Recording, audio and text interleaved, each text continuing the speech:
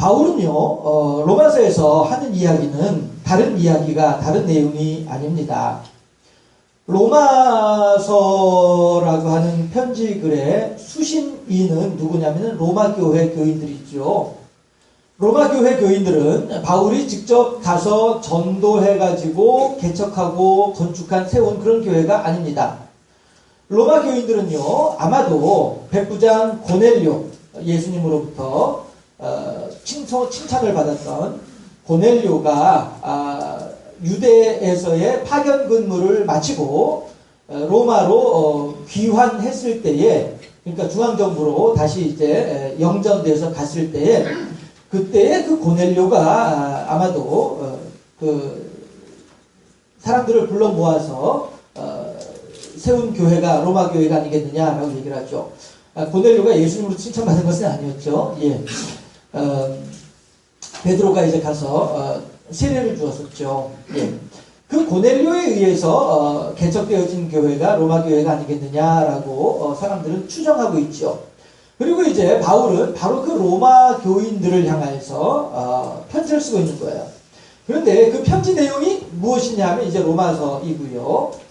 이방인들이다 보니까 이 사람들한테는 핸디캡이 있었어요. 약점이 있었어요.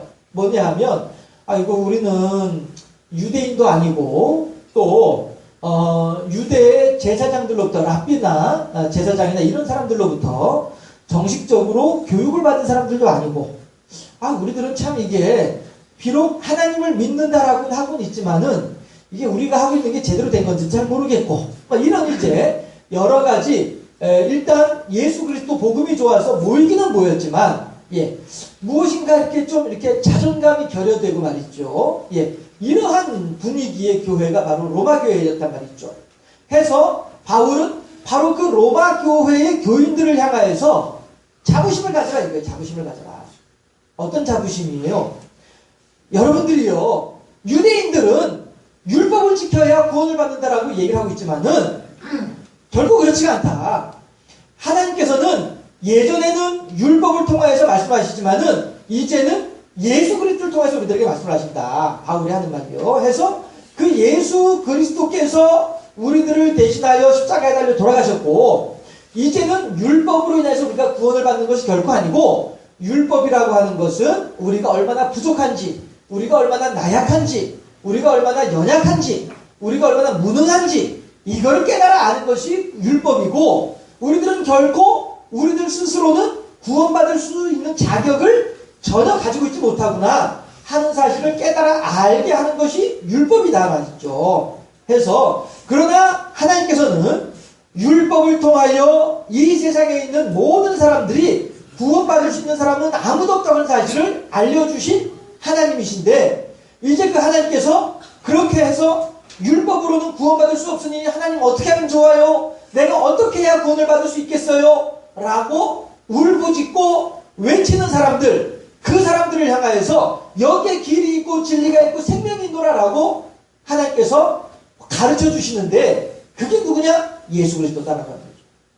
해서 로마 교인들이요, 당신들은 율법에 대해서 잘 모른다라고 생각하면서 그것을 자격지심으로 느낄 필요 없습니다.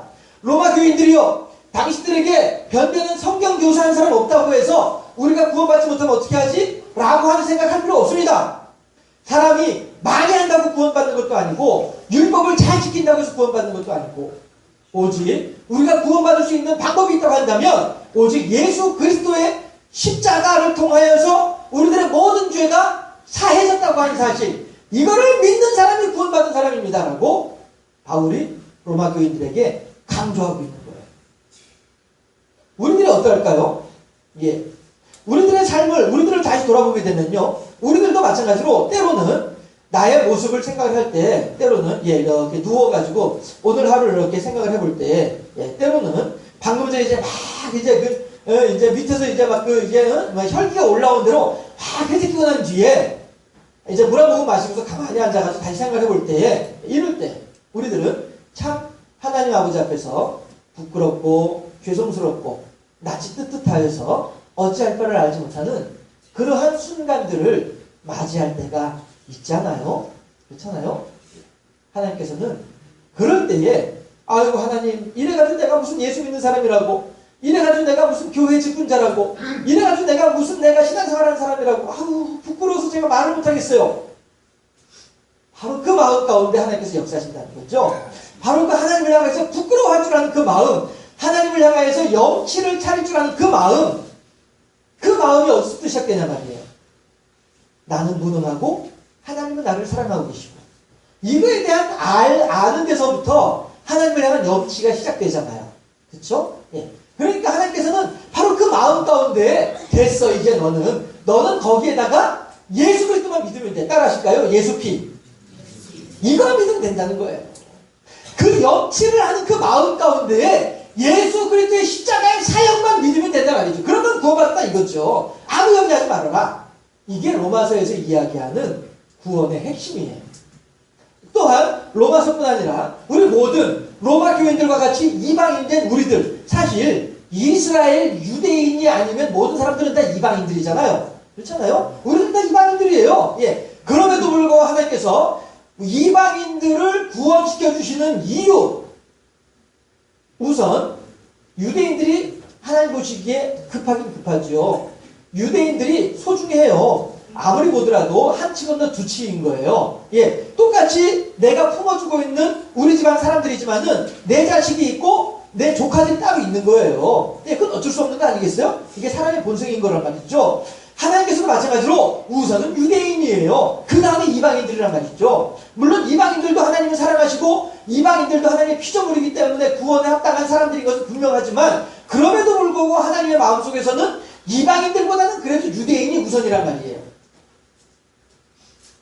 그럼에도 불구하고 바울이 지금 로마 교인들을 향해서 하는 말은, 그런데 어째서 하나님께서는 유대인들을 내어버려 두고 이방인들에게 먼저 구원의 은총을 지금 보여주고 계시느냐. 우리가 흔히 말하는 성령의 촛대, 예, 유럽에 있던 촛대가 미국으로 갔다가, 미국에서 우리나라로 갔다가, 우리나라에서 지금 어디로 갔다고요? 중국으로 갔다라고 얘기를 하잖아요. 예, 그게 왜 그래요? 그만큼 성령의 역사함이, 성령의 역동하는 모습들이 지금 거기서 드러나고 있기 때문에, 대신에 한국교회에서는 점점 쇠퇴되어져 가고 있기 때문에 그렇다라고 하는 것이죠. 안타까운 일이긴 하지만 우리들도 모두가 다 이방인들이에요. 그럼에도 불구하고 하나님께서는 유대인들을 내어버려 두고 우선 이방인들을 지금 구원의 은총을 이방인들에게 무한히 지금 베풀어 주고 계시더라라고 하는 것이죠. 그것에 대해서 지난주에는 로마서 11장에서 무엇이라고 하냐면은 유대인들로 하여금 식이 나게 하도록 하기 위함이다 라고 하는 내용으로 지난주에는 함께 생각을 해봤었어요. 예. 하나님께서 어째서 유대인들의 구원은 내어버려 두시고 이 사도들로 하여금 이방인들에게 자꾸 가도록 하고 있는가? 그 이유가 무엇인가? 유대인들로 하여금 하나님은 우리들만 믿는 줄 알았는데, 이방인들은 하나님 안 믿는 줄 알았는데, 이방인들은 또 구원을 받네? 이방인들도 성령 세례를 받네? 야, 이거 왜 어떻게 된 일이야? 하면서 유대인들이, 야, 이거 봐라, 그럼 우리도 열심히 해야지. 야, 저 봐라, 쟤네들이 저렇게 지금 신앙의 진보를 이루고 있는데 우리가 이렇게 뒤에 물러나겠으면 되겠어? 우리도 열심히 신앙생활 하자니까. 식이 나도록 하는 하나님의 계획이다라고 하는 것이죠. 유대인들로 하여금 식이 하도록 하기 위해서. 한국교회가 중국교회를 보면서, 야, 그래, 잘한다, 그래, 잘하네, 그래, 우리도 예전에 그랬어, 우리도 다 해본 거야, 이것으로 끝나는 것이 아니라 중국교회를 보면서 한국교회가, 야, 이거 봐라, 우리도 좀 더 열심히 해야 되지 않겠어? 우리도 분발해야 하잖아. 이래야 된다는 것이죠. 이렇게 해야만이 어떻게 해요? 중국교회도 잘 되지만 한국교회도 잘 되는, 서로 윈윈하는 상생의 하나님의 역사가 있어지게 된다고 하는 것이죠. 하나님께서는 유대인들로 하여금 신이 나도록 하는 이유가 그것 때문이라는 거예요. 이방인들도 구원시켜 주시면서도 불구하고 유대인들에게 있어서도 신앙의 진보를 이루도록 하기 위해서 신이 나게 하시는 거란 말이죠. 그리고 난 뒤에는 이제는 다시 또 바울은요, 초점을 이방인들에게 지금 다시 또 돌리고서 이야기를 해요. 여러분들이요, 그렇다면 유대인들을 신이 나게 하신 하나님이신데 당신들을 한번 생각해보자 라고 하는 것이죠. 여기서 이제 접붙이는 얘기를 하는 거예요. 과수원에서 접붙이잖아요. 그렇죠? 봄에 전지를 잘 해야 된다면서요. 가지치기 잘 해야 된다면서요. 김홍민 주장님, 저기 아드님 배 과수원 할 때 이 가지치기 잘해야 되잖아요, 봄에. 그쵸? 가지치기 잘 못하면은 한 해 농사가 왔다 갔다 하잖아요. 그쵸? 네. 가지치기를 잘 해야 되는 이유가 뭐예요? 싹이 별로 없는 것, 싹눈이 별로 없는 것은 잘라내고, 싹눈이 많은 건 이렇게 내버려 둬가지고, 그쵸? 해서 영양분이 이제 쓸모없이 다른 데 가지 않고 다 이제 모아져가지고, 이제 열매가 잘 이제 배가 막 이제 어린애 머리통만하게 이렇게 자라나도록 하기 위해서 가지치기를 하는 거잖아요. 그쵸? 예. 그런가 하면, 가지치기는 잘라내기 위해서 하는 것이 가지치기이지만, 접붙이는 건 뭐예요? 접붙이는 거는. 더 좋은 것을 얻어내기 위해서 잘라내는 것이 아니라 도려 갖다 붙이는 게 접붙이는 거잖아요. 잘라내는 것도 좋은 것을 얻기 위해서 잘라내는 거지만은 접붙이는 것도 좋은 것을 얻기 위해서 붙이는 거잖아요. 그쵸? 해가지고, 이제 이제 저기 열매가 조그맣게 열리는 그런 나무에다가 커다란 커다란 열매가 열리는 나무에 가지를 갖다 접을 붙이게 되면 밑에서 올라오는 그 양분을 받아가지고, 예, 커다란 열매가 막 더 많이 이렇게 주렁주렁 매달리도록 하는 게, 이게 접붙이는 거잖아요. 그렇잖아요? 자, 그런데 오늘 본문에서 바울은 바로 그 접붙이는 것을 이야기를 하면서 뭐라고 얘기를 하냐면은, 이방인들이요, 로마 교인들이요, 잘 들어라. 과수원에서 과원지기가 접붙이기를 할 때 그 목적이 뭐냐? 접붙이기 하는 목적이 뭐예요?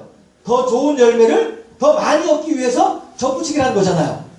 자, 영적으로 하나님께서 이스라엘 사람들을 내어버려 두고 이방인인 너희들을 복음의 원 나무에다가 접을 붙였다. 하나님께서 너희들을 접을 붙인 이유가 뭐겠느냐? 로마 교인들이요, 잘 생각해봐라. 장산교회 교인들이요, 하나님께서 우리들을 하나님의 영적인 복음의 나무에 접을 붙이셨습니다. 하나님께서 이방인인 우리들을 이 복음의 나무에 접을 붙이신 이유가 어디에 있다고 생각하십니까? 하나님께서 대체 우리들을 무엇 때문에 접을 붙이셨다고 여러분들은 생각하고 계세요? 한번 생각을 해보세요. 한번 대답을 해보세요. 과연 하나님께서 나를 왜 나를 구원시켜 주셨을까? 왜 나를, 이방인인 나를 어째서 유대인들에게만 허락되어진 구원의 은총을 어째서 이방인인 나에게도 주셨을까? 이유가 무엇일까? 어째서 하나님께서 여러분들을 구원시켜 주셨을 것 같아요? 어째서 하나님께서 저를 구원시켜 주셨을까요? 이유가 뭘까요? 열매를 풍성히 맺게 하기 위함이라는 것이죠. 어떤 열매를요? 영적인 열매를. 성령의 9가지 열매뿐 아니라 우리들 속에서 하나님을 향한 그 9가지 열매를 포함하는, 예, 하나님을 향한 사랑의 열매, 이웃을 향한 자비의 열매, 하나님의 교회를 향한 헌신의 열매, 하나님의 사명을 감당하기 위한 충성의 열매, 사람들과 더불어서 화평을 이루기 위한 절제의 열매, 인내의 열매, 우리들에게 요구하신 거죠. 그리고 우리가 이제 그 열매를 잘 맺게 되면 하나님께서는 아이고 그래 너 잘한다 하면서 더 많은 거름을 우리들에게 주실 것이요. 만약에 우리가 그러한 열매를 제대로 맺지 못하게 된다고 한다면 오늘 본문인데요. 함께 합독해 보실까요? 오늘 본문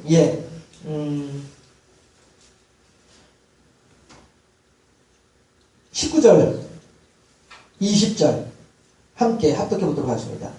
오늘 본문 19절 20절 로마서 11장 19절 20절 말씀이에요. 함께 합독합니다. 19절 말씀. 그러면 네 말이 가지들이 꺾인 것은 나로 접붙임을 받게 하려 함이라 하리니 옳도다. 그들은 믿지 아니함으로 꺾이고 너는 믿음으로 선드니라. 높은 마음을 품지 말고 도리어 두려워하라. 무슨 얘기예요? 뭘 두려워해야 되겠어요? 내가 열매를 맺지 못하면 어떻게 할 것인가 하는 두려움을 가지라는 것이죠. 그런데 오늘 본문에 의하면 우리가 두려움을 가져야 될 대상이 무엇이냐 하면 믿음이라는 거예요. 유대인들은 믿지 아니함으로 말미암아서 잘라졌고요. 우리 이방인들은 믿음으로 인하여서 접붙임을 받게 됐다는 것이에요. 이 믿음을 제대로 간직하지 못하게 되면 하나님께서는 원 가지도 아끼지 아니하셨는데 접붙인 가지들이야 얼마나 더 쉽게 잘라내시겠느냐라고 하는 것이죠. 그렇다고 해서 하나님께서 우리들을 이렇게 잘라낸다라고 생각할 것은 아니죠 말이죠. 자, 하나님께서는요, 우리 하나님께서 이 세상의 모든 사람들을 살펴보시면서 어떻게 하면 가지치기를 잘하고 어떻게 하면 접붙이기를 잘할 수 있을 것인가, 이것을 생각하시면서 그러면서 하나님 과원지기의 목적은 좋은 열매를 거두는 것이라고 한다면 하나님의 목적은 풍성한 믿음의 열매를 거두는 것이다 라고 하는 사실을 우리들이 깊이 생각해 볼 필요가 있다고 하는 것입니다. 새로운 나무에 접붙임을 받은 가지는 이제 온 힘을 다해서 가을이 되면 좋은 열매를 맺어야만 할 책임이, 의무가 있습니다. 그렇지 않게 되면 과원지기는 가차없이 접붙인 가지를 빼내고 새로운 가지를 내년 봄이면 그 자리에 다시 접붙이게 될 것입니다. 오늘 본문 22절 함께 또 합독해 보도록 하겠습니다. 오늘 본문 22절 말씀이에요. 합독합니다. 그러므로 하나님의 인자하심과 준엄하심을 보라. 넘어지는 자들에게는 준엄하심이 있으니 너희가 만일 하나님의 인자하심에 머물러 있으면 그 인자가 너희에게 있으리라. 그렇지 않으면 너도 찍히는 바 되리라. 아멘. 이 인자하심에 머물러 있으라 라고 하는 말이, 하나님의 인자하심에 머물러 있으라 라고 하는 말이 어떤 의미가 되겠어요? 한마디로 말하면 하나님을 잘 믿으면 이런 뜻이 될 것이죠. 너희가 하나님의 인자하심에 머물러 있으라, 하나님을 잘 믿도록 하라, 이런 의미가 될 것이죠. 다시 말하면 하나님께서 원하시는 대로 하면, 이런 의미가 되는 것이에요. 그저 믿는다고 끝나는 것이 아니라 믿음에 합당한 실천이 있어야 되지 않겠냐 하는 것이죠. 해서 하나님께서 원하시는 대로 우리가 행하게 되면, 이것이 믿음 안에 있으면, 하나님의 인자하심 안에 머물러 있으면 이런 의미가 된다는 것입니다. 해서 과연 그러면은 하나님께서는 우리들에게 무엇을 원하고 계시냐는 것이죠. 하나님의 인자하심에 머물러 있으면이라고 하는 말이 믿음 안에 있으면이라는 뜻이 되고, 믿음 안에 있으면이란 말은 하나님께서 원하신 대로 행하게 되면 이라는 뜻이 되는데, 그렇게 되면 과연 하나님께서 우리들에게 무엇을 원하실까라고 하는 것입니다. 아까 읽었던 20절 말씀 한 번 더 합독해 보실까요? 20절 말씀이에요. 올도다 그들은 믿지 아니함으로 꺾이고 너는 믿음으로 섰느니라. 높은 마음을 품지 말고 도리어 두려워하라. 아멘. 선줄로 생각한 자는 넘어질까 조심하라고 하죠. 예. 우리들은 하나님을 향하여서 내가 이만큼 해놨는데요, 내가 이만큼 읽어놨는데요, 내가 이 정도 했으면 됐지 않나요? 아니란 것이죠. 도리어 저는 무익한 종이오니 라고 하는 고백을 하는 것이 합당하다고 하는 것입니다. 오늘 아침에 함께 보았던, 생각했던 내용처럼 플리머스 농장에 이 유럽인들은 나를 도와준 아메리칸 인디언들에 대한 고마운 마음을 잊지 않고 표현할 수 있었습니다. 그리고 또한 이스라엘 백성들 마찬가지로 나로 하여금 애굽에서 구원해 주시고 나로 하여금 보리를 추수할 수 있게 해주시며 나로 하여금 밀을 추수할 수 있도록 해주시는 하나님을 향하여서도 힘을 다하여 감사의 마음을 표하고는 했었습니다. 그랬던 것처럼 우리도 우리 이방인된 우리들을 하나님의 구원에 합당한 하나님의 자녀로 삼아주신 하나님의 은혜에 대해서 감사할 줄 아는 우리 모두가 되어야 되겠다는 것이죠. 오늘 바울은 로마 교인들을 향하여서 조심하라 말이에요. 두려워하라 말이에요. 하나님의 인자하심 안에 머물러 있으라 말이에요. 권면하고 있거든요. 하나님께서 원가지도 아끼지 아니하셨는데 까짓거 뭐 접붙인 가지쯤이야 뭐 라고 경고하면서, 그러므로 우리들은 더욱더 믿음 안에서 경성하기를 힘써야 된다라고 우리들에게 권면하고 있다는 거예요. 이방인이니까. 이방인은 더욱더 조심해야 되니까. 이방인은 더욱더 하나님을 향하여서 근신해야만 하니까. 어쩔 수 없는 거예요. 왜 나를 이방인으로 삼아서까지 나를 이렇게 힘들게 하십니까? 그건 우리가 하나님께 할 만한 말이 결코 아니에요. 토기장의 비유 가운데 로마서에서 벌써 지나왔잖아요. 예. 토기장의 비유 가운데에서 그건 결코 우리가 하나님에서 할 수 있는 내용이 아니다. 다만 우리들은 나를 이방인임에도 불구하고 구원시켜 주신 그거 하나만으로도 감사해야지 다른 어떤 것을 우리가 하나님 안에서 불평할 수는 없다라고 이야기를 하고 있잖아요. 따라서 이제 우리들은 하나님 안에서 감사할 일만 남아있을 뿐이고 하나님 뜻에 순종할 일만 남아있다라고 하는 것이죠. 하나님께 영광 돌리드리는 일만 남아있다라고 하는 것입니다. 영육 안에 성령의 풍성한 열매를 맺는 복된 우리 모두가 될 수 있기를 주님의 이름으로 축원합니다. 기도하겠습니다.